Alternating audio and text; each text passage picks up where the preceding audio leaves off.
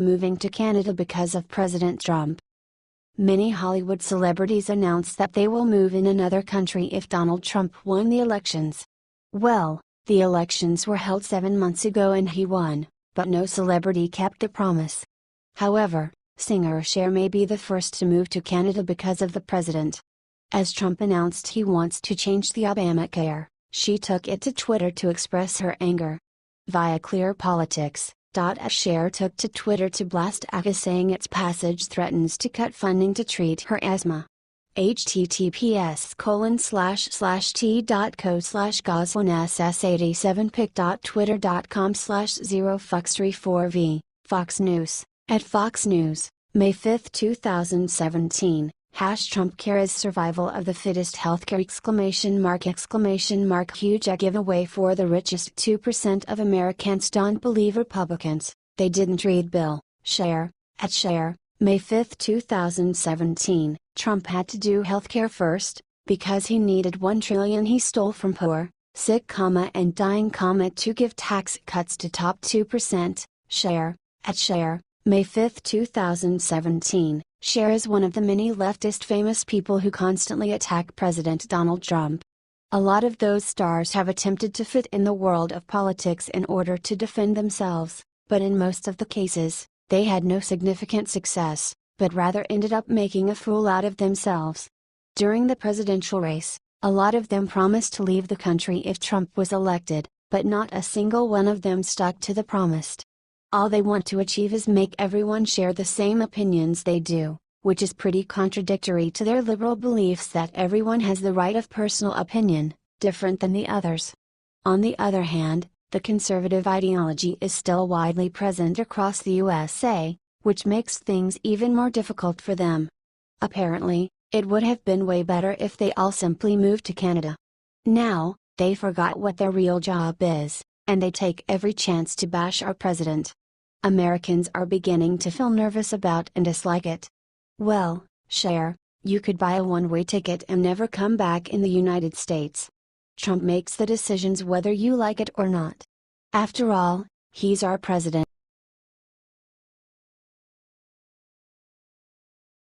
Dem representative introduces articles of impeachment against Trump. Here's everything we know. Democratic Representative Brad Sherman of California introduced articles of impeachment against President Donald Trump Wednesday afternoon. Sherman's move marks the first time in Trump's presidency that a lawmaker has brought forth articles of impeachment against the president. To impeach a president, the House must reach a majority consensus, which is unlikely given that Republicans have a majority. The congressman lists Trump's alleged pressuring of former FBI Director James Comey to drop the investigation into former White House National Security Advisor Michael Flynn's ties to Russia as his reason for bringing forth the articles. In all of this, Donald John Trump has acted in a manner contrary to his trust as president and subversive of constitutional government, to the great prejudice of the cause of law and justice and to the manifest injury of the people of the United States, Sherman.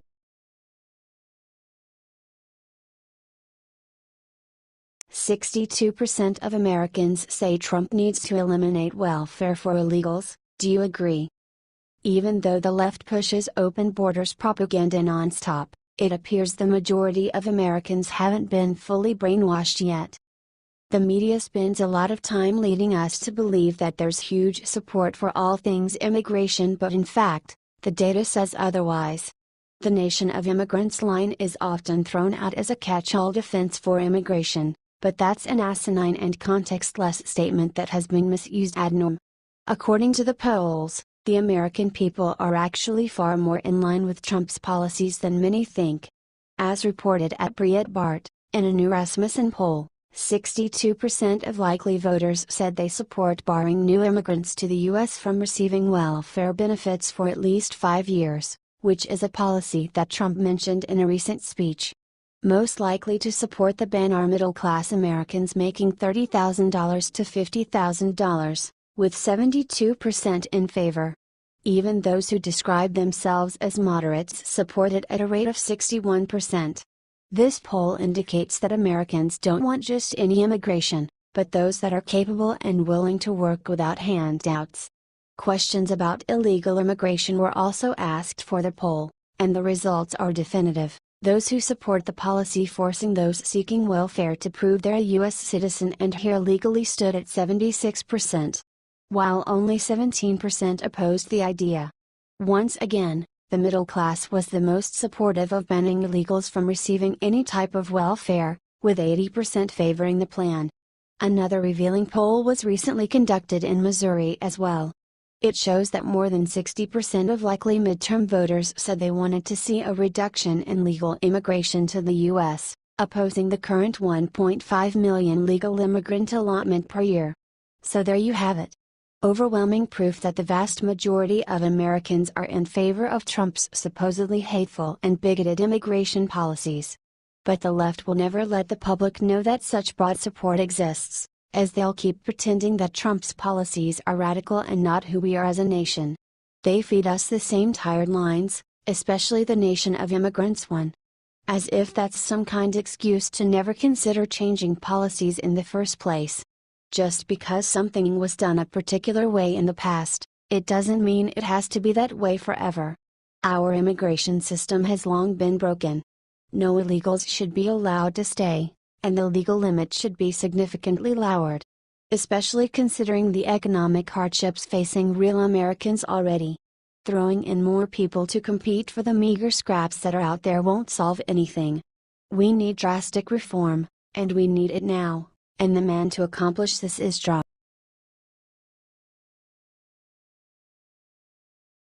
Justin Shep Smith gets bad news after slandering Donald Trump on Fox News. Shep Smith is known for being arguably the most anti-Donald Trump host left at Fox News. However, many Fox News fans are calling for him to be fired this week, as they feel he took things too far with his latest attack on Donald Trump Jr. Conservative 101 reported that Donald Jr. found himself in hot water this week after it was reported that he had met with a Russian lawyer during the election in the hopes of getting dirt on Hillary Clinton. He responded to this controversy by releasing his email thread with the lawyer in an attempt to head off the inevitable attack from liberal New York Times. Though many took this move to mean that Donald Jr. had nothing to hide, Smith tried to present it differently on his Fox News program. While talking to Associated Press reporter Julie Bykowicz's about Donald Jr.'s emails, Smith said, his transparency came minutes before he had been made aware that the New York Times would be publishing the same emails this released. Is that correct? Bykowicz responded to say that this was indeed true. So transparency is something that normally happens prior to learning that somebody else is about to document dump you. Normally that word wouldn't be used in this circumstance, Smith said. Each change in explanation happened after the New York Times brought out more of this information. Their story changes happen every time the Times brings out more relevant information. Twitter users weren't having any of Smith's nonsense. Share this story if you think Fox News should fire Shep Smith.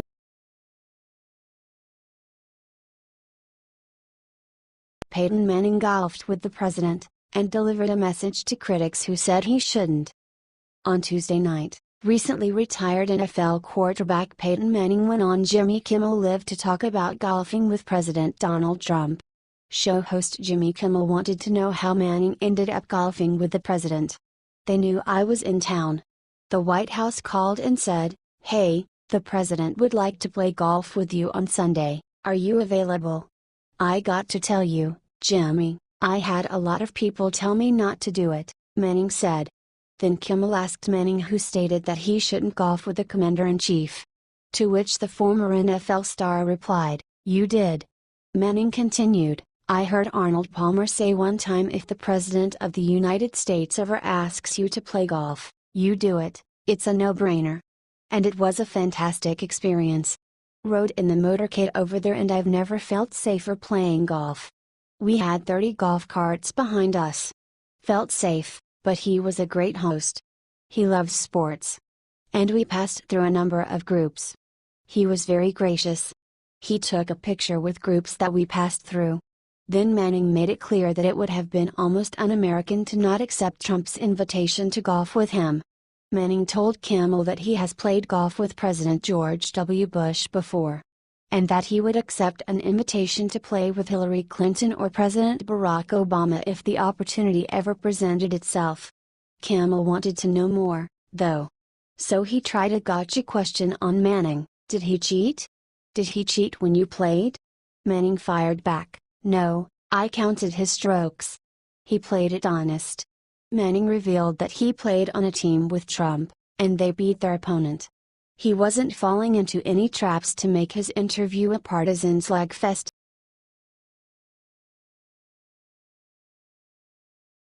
Deep trouble: British spy points at McCain in Russia-Trump fake dossier case.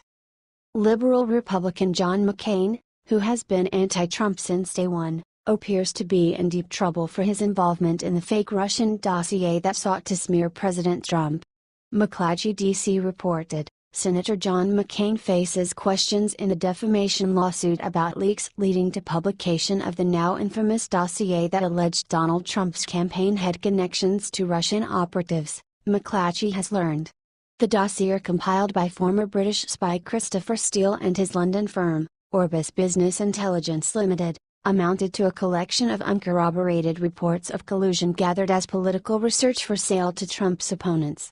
It proved explosive when published by online news site BuzzFeed on January 10. Now, two lawsuits, one in the United States and a second in the UK, are being brought by lawyers for Alexej Gudarev, a Cyprus-based internet entrepreneur whom Steele's Russian sources accused of cyber spying against the Democratic Party leadership.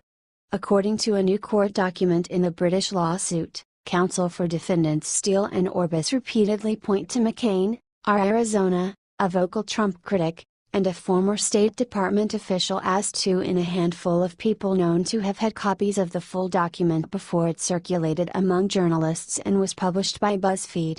Read the rest of the report here. How is John McCain still an elected official? The majority of people, including Republicans, can't stand him because he is a typical politician who only operates in the best interest of himself.